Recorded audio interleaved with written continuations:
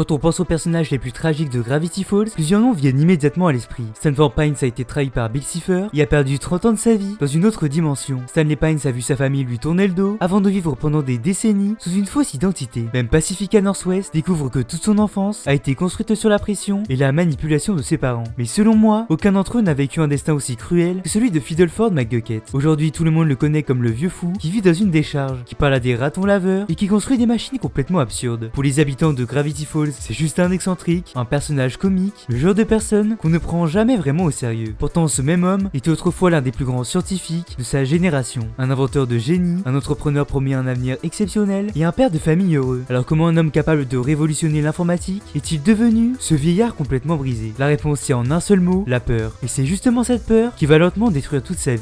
Bien avant de poser le pied à Gravity Falls, Fiddleford McGucket n'avait absolument rien du vieil ermite que l'on découvre dans la série. Il grandit dans une famille modeste du Tennessee, sur une ferme où le travail manuel fait partie du quotidien. Rien ne laisse imaginer qu'il deviendra un jour un génie de l'ingénierie. Et pourtant, il possède déjà une qualité qui le distingue des autres, une curiosité presque insatiable. Il démonte des objets, les améliore, construit ses propres inventions. Rapidement, son talent devient évident. Plus tard, il intègre la Backusmore University. C'est probablement pas son premier choix, puisque les ouvrages officiels laissent entendre qu'il s'agit surtout d'une université plus abordable financièrement, ce qui correspond parfaitement à son origine modeste. Mais c'est précisément là que sa vie bascule, parce qu'il partage sa chambre avec un étudiant un peu particulier, Stanford Pines. Les deux hommes deviennent rapidement inséparables, ils viennent de milieux similaires, ils adorent la science, ils passent leur temps à inventer des machines, résoudre des problèmes impossibles et rêver de découvertes qui pourraient changer le monde. Là où Ford est un théoricien brillant, McGucket est un ingénieur exceptionnel. L'un imagine, l'autre construit, ils se complètent parfaitement. Après leurs études, leurs chemins se séparent, Ford poursuit ses recherches sur le paranormal, McGucket, lui, fonde sa propre entreprise informatique, un détail que beaucoup oublient. Bien avant que les ordinateurs personnels deviennent populaires, il développe déjà des prototypes extrêmement avancés. Autrement dit, s'il avait continué dans cette voie, il aurait probablement bâti une entreprise gigantesque. Mais surtout, il est heureux, il épouse Emma, ils ont un fils Tate, il possède une famille, une entreprise, un avenir, il a déjà réussi sa vie. Puis un jour, le téléphone sonne, Ford a besoin de lui. Il travaille sur un projet qui pourrait révolutionner toute la science. Et sans vraiment hésiter, McGucket accepte. Il laisse son entreprise, il laisse sa femme, il laisse son fils pour aider son meilleur ami. C'est probablement la décision qu'il regrettera le plus toute sa vie. Au début, tout semble pourtant bien se passer. Ford est sincèrement heureux de retrouver son ancien colocataire. Après des années de solitude, il peut enfin partager ses recherches avec quelqu'un qui le comprend réellement. Les deux scientifiques reprennent rapidement leurs anciennes habitudes. Ils bricolent, ils plaisantent, ils passent leur journée à perfectionner le gigantesque portail dimensionnel. Mais il existe déjà une différence fondamentale entre eux. Ford est fasciné par l'inconnu, McGucket, lui, le respecte. Et ces différences vont devenir de plus en plus importantes. Chaque nouvelle expédition expose McGucket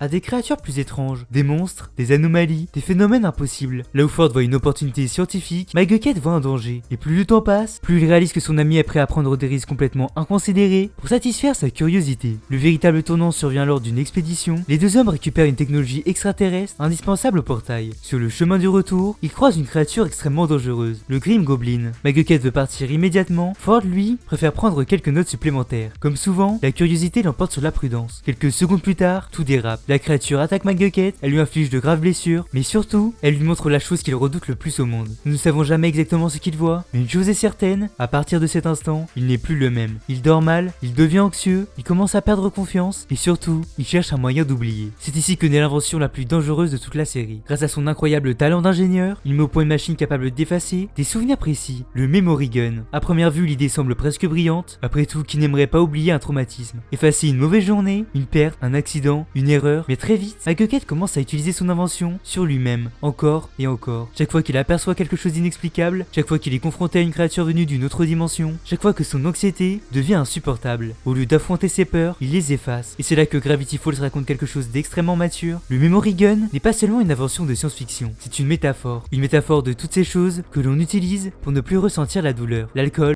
les drogues, les médicaments pris sans contrôle, ou même le simple fait de refuser d'affronter un traumatisme. Sur le moment, tout semble aller mieux, mais le problème n'a jamais disparu. Il est simplement caché, et plus McGucket utilise son arme, plus son cerveau se détériore. Il oublie des conversations entières, il cherche ses mots, il devient instable, il commence à perdre des morceaux de sa propre identité. Ford comprend immédiatement le danger. Lorsqu'il découvre le Memory Gun, il demande à McGucket de le détruire, mais il est déjà trop tard. McGucket refuse, pire encore, il efface même certains souvenirs de Ford pour continuer à utiliser son invention sans être arrêté. Le scientifique brillant, honnête et généreux que Ford avait connu n'existe déjà plus vraiment. À sa place apparaît un homme prêt à tout pour continuer à oublier. Au fil des mois, McGucket finit par créer une organisation secrète, la Société de l'œil aveugle. Son objectif paraît presque noble, effacer les souvenirs traumatisants des habitants de Gravity Falls pour qu'ils puissent continuer à vivre normalement. Sur le papier, ça ressemble à une œuvre de bienfaisance. Dans les faits, c'est tout l'inverse. Les habitants ne guérissent jamais de leur traumatisme, ils les suppriment. Et McGucket fait exactement la même chose avec lui-même. Chaque utilisation du Memory Gun détruit un peu plus son esprit. Le pire, c'est qu'il en est parfaitement conscient, il sait qu'il est en train de se détruire. Il préfère perdre ses souvenirs plutôt que de revivre ce qu'il a vu de l'autre côté du portail. Pendant ce temps-là, sa vie personnelle s'effondre. Emma finit par divorcer, Sophie State grandit sans son père, son entreprise disparaît, tout ce qu'il avait construit avant Gravity Falls disparaît progressivement. Et pourtant, McGucket continue, parce qu'à ce stade, il ne sait plus faire autrement. Malgré toutes ses peurs, McGucket continue malgré tout d'aider Ford à terminer le portail. Jusqu'au jour du test final, les calculs sont mauvais, une erreur se produit, et McGucket est projeté quelques instants dans le portail. Quelques secondes seulement, mais cela suffit. Il aperçoit le royaume des cauchemars, un endroit où les lois de la réalité n'ont plus aucun sens. Les livres officiels suggèrent qu'il y voit des horreurs impossibles à décrire, des visions qui dépassent complètement la compréhension humaine. Lorsqu'il revient, il n'est plus seulement traumatisé, il est persuadé que le portail entraînera la fin du monde. Cette fois, il abandonne définitivement Ford, et pour oublier ce qu'il vient de vivre, il utilise encore le Memory Gun. Puis encore, jusqu'à ce qu'il ne reste presque plus rien de l'homme qu'il était. En à peine un an, le scientifique de génie disparaît complètement. À sa place, naît le vieux fou de Gravity Falls, le vieillard qui parle seul, qui construit des machines absurdes, qui vit dans une décharge entourée de déchets, et que toute la ville prend pour un simple illuminé. Le plus cruel dans tout ça, c'est que McGucket dit presque toujours la vérité. Les monstres existent, les dimensions parallèles existent, Bill Cipher existe. Le problème, c'est que personne ne peut croire un homme qui a perdu la raison. Pendant des années, McGucket erre dans Gravity Falls, il vit au milieu des carcasses de voitures, il construit des inventions dont personne ne comprend l'utilité, il parle à des ratons laveurs, comme s'ils étaient sa famille. Pour les habitants de la ville, il est devenu une sorte de légende locale. Le vieux fou qu'il vaut mieux éviter. Mais malgré son état mental, une chose n'a jamais disparu, son génie. À plusieurs reprises dans la série, on voit McGucket réparer des machines en quelques secondes, fabriquer des robots gigantesques ou encore comprendre des technologies que personne d'autre ne peut utiliser. Son cerveau est brisé, mais son talent est toujours là. Et c'est justement ce détail qui intrigue Dipper. Contrairement aux adultes de Gravity Falls, il refuse de croire que McGucket est simplement fou. Quelque chose ne colle pas. Pourquoi un homme capable de construire des robots aussi sophistiqués vivrait-il dans une décharge? Pourquoi connaît-il autant de choses sur les phénomènes étranges de la ville? Et surtout, pourquoi semble-t-il avoir oublié une partie entière de sa vie? Ces questions vont conduire Dipper jusqu'à la Société de l'œil aveugle. Lorsque Dipper retrouve les anciens souvenirs de McGucket, ce dernier hésite. Toute sa vie, il n'a fait qu'une chose, fuir, effacer, oublier. Revoir tous ses souvenirs signifie revivre les pires moments de sa vie. Son divorce, sa famille, le portail, Bill Cipher, toutes ces horreurs qu'il a tenté d'effacer pendant plus de 30 ans. Finalement, il accepte, et c'est probablement le moment le plus important de son histoire. Parce que pour la première fois, McGucket ne cherche plus à oublier. Il accepte de regarder son passé en face, la scène est bouleversante, il se voit lui-même sombrer dans la folie. Il comprend que personne lui a volé sa mémoire, c'est lui qui a choisi de l'effacer. Encore et encore, jusqu'à ne plus savoir qui il était. On pourrait croire que cette révélation va le détruire définitivement, mais c'est exactement l'inverse. À partir de ce moment-là, McGucket commence lentement à guérir. Il parle plus calmement, il retrouve une partie de sa lucidité. Ce n'est pas une guérison miraculeuse, les blessures sont toujours là, mais il avance enfin de la bonne direction. Lorsque Bill Cipher déclenche le Weirdmageddon, McGucket voit son pire cauchemar devenir réalité. Pendant des décennies, il avait essayé d'empêcher cet événement, puis de l'oublier, puis de s'en cacher, et pourtant, le voilà. Le monde est littéralement en train de s'effondrer. Autrefois, McGucket aurait probablement fui, il se serait caché dans son bunker, il aurait attendu que tout se termine, mais cette fois, il fait exactement l'inverse. Il rejoint les survivants, il participe à la résistance, et surtout, il recommence à faire ce qu'il sait faire de mieux, inventer. Toutes les machines qu'il construit pendant la série, toutes ses années d'expérience, tout son génie, servent enfin à protéger les autres, au lieu de fuir ses propres peurs. Avec l'aide de Moose, il participe à la construction du Sharktron, l'immense robot qui permettra au groupe de tenir tête au monstre de Bill. Ce détail est symbolique, l'homme qui avait créé une machine pour effacer ses souvenirs, construit maintenant une machine pour sauver le monde. Son intelligence n'est plus utilisée pour fuir, elle est utilisée pour agir. Avant la défaite de Bill Cipher, Ford retrouve enfin McGucket. Pendant longtemps, Ford s'est senti responsable de ce qui est arrivé à son ancien ami. Et il avait de bonnes raisons. Même si McGucket reste responsable de ses propres choix, c'est bien Ford qui l'a convaincu de tout abandonner. C'est lui qui a ignoré ses avertissements, c'est lui qui a toujours placé la découverte scientifique avant la sécurité de son partenaire. Ford présente alors ses excuses, et McGucket répond avec une phrase qui résume toute son évolution. J'ai essayé d'oublier.